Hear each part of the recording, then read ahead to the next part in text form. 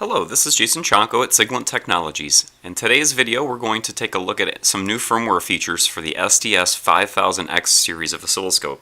So we have had a few revisions of firmware that have come out over the last few months in order to add some enhancements and new capabilities to the SDS5000.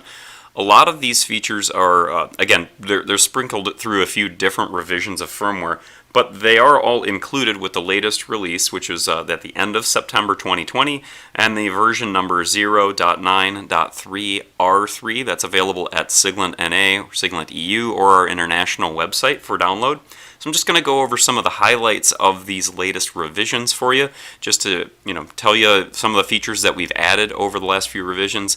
Also, we always listen to what our customers are saying. We are constantly taking that feedback and adding those capabilities to the instrument as we can. So please, if you have any enhancement requests or any features that you'd like to see, just give your local Siglent contacts a call or drop them an email at info@siglent.com. We'd be more than happy to help you out. So in a few revs, we have added some things under the analysis function. Two of the biggest are going to be the power analysis. That's going to be for switch mode power supply analysis. We've also got Bode plotting capability. Bode plotting is a frequency response curve. You have an arbitrary waveform generator controlled by the oscilloscope, and then we can plot that frequency response.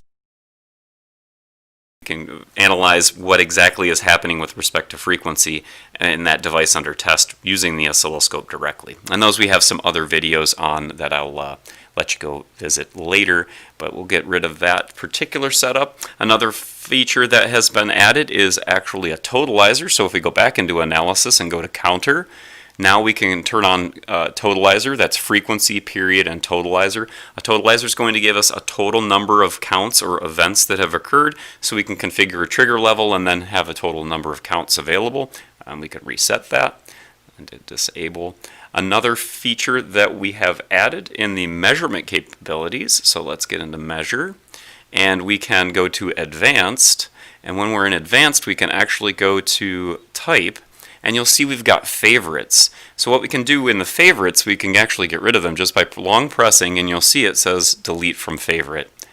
And we can delete from favorite. To add, we can just go here and we can hold, and it will say add to favorite. Oh, it's already there. Here, a little add. Add to favorite, and go back over here. And now we've added to favorite LOT.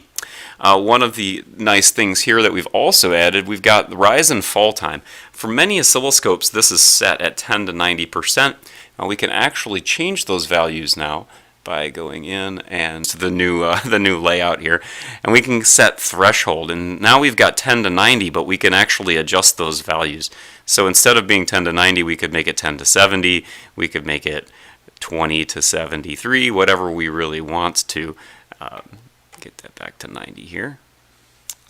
So we can actually configure all of those values directly for some of the measurements that have limit capability.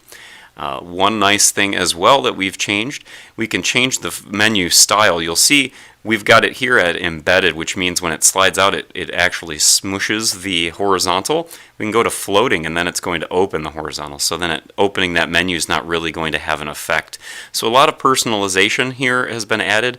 We've also added the color settings, which allow us to change the color of a trace.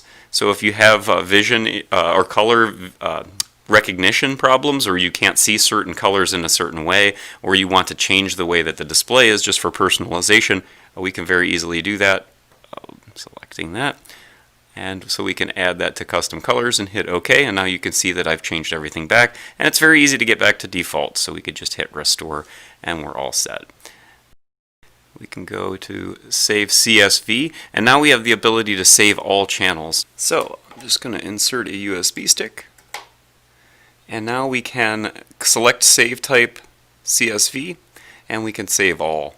Now this is going to allow us to save all 4 channels or any active channels that we have available, saving those directly to the USB stick instead of saving each individual trace on its own. So quite a bit of a time saver there as well.